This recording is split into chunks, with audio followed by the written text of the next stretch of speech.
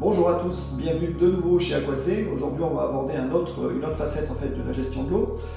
Comme vous le savez tous, on est sorti du monde open bar, c'est-à-dire qu'à cause de la surexploitation des ressources, mais aussi de leur dégradation, combinée maintenant au changement climatique, qui génère des aléas qui sont assez conséquents, la plupart des régions, à certains moments, peuvent se retrouver en stress hydrique, c'est-à-dire en fait à avoir des usages de l'eau qui sont très supérieurs à la ressource disponible au moment où on en a besoin.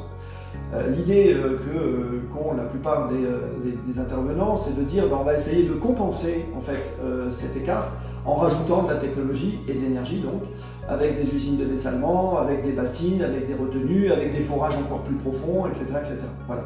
Donc grosso modo, ça veut dire qu'on est en train de continuer à anthropiser le cycle de l'eau, puisque jusqu'à présent c'était un cycle de l'eau naturel en fait, qui nous amenait de l'eau directement, de l'eau douce en plus. Ça va être une impasse parce qu'on ne peut pas remplacer en fait un cycle de l'eau qui, lui, comme vous le voyez, n'a pas de panne, il est gratuit, il ne consomme pas de ressources, il n'émet pas de CO2, il ne nécessite pas de travail ni de maintenance, par quelque chose qui, au contraire, système anthropisé, qui représente exactement l'inverse. Voilà.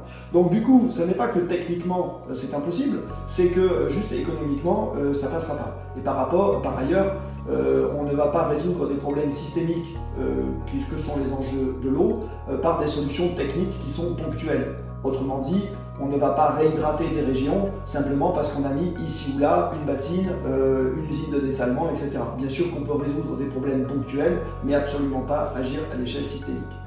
Voilà, bonne fin de journée, à bientôt pour la prochaine.